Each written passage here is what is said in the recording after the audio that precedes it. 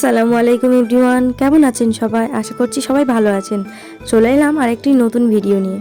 জানেন তো, ওরা দুজনেই বিকাল হলে একটু বায়না করে বাইরে যাওয়ার জন্য, তাই বাইরের দিকে একটু ঘুরতে নিয়ে এলাম। সঙ্গে দুই বোনও এলো ওদের দুজনকে নিয়ে আসার জন্য।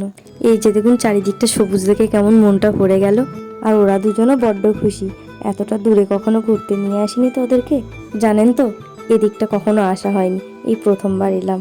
রাস্তার দুই ধারটা সারি সারি গাছ লাগানো, আর এই যে দুদিকে ফাঁকা মাঠগুলি দেখছেন, ধান কাটার পরে সব ফাঁকা হয়ে গেছে।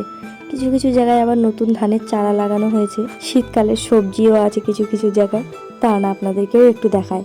ওই যে দূরে দেখছেন সবুজ হয়ে আছে, ওগুলোই নতুন ধানের চারা। বছরের শেষের দিনগুলি যে এত ভালো কাটবে আগে জানতাম না।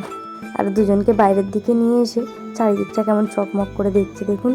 আর একটু এদিকটাতে আসতেই পাড়ার আরেকজনের সঙ্গে দেখা হয়ে গেল। দেখুন ওর কোলে ওঠে রাফসিন কত আনন্দ করছে। চলুন এবার বাড়ির দিকে যাওয়া যাক, সন্ধ্যা হয়ে এসছে আর বেশি দেরি করে লাভ নেই। বাড়িতে এসেই দুজন খেলতে বসে গেছে। দুজনের এবার কত আনন্দ হচ্ছে, কতটা ঘুরে এলো।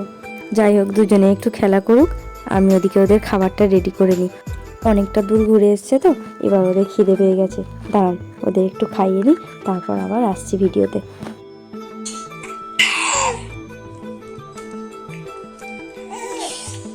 ব্যাস, দুজনকে খাওয়ানো হয়ে গেছে, আবার দুজনে খেলতে শুরু করে দিয়েছে। রাফসিন আবার নাফসিনকে ডাকছে ওর সঙ্গে খেলার জন্য।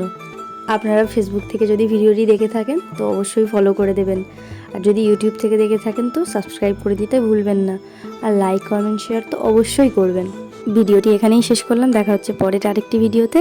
ভালো থাকবেন, সুস্থ থাকবেন, আর নাফসিন এবং রাফসিনের জন্য দোয়া করবেন।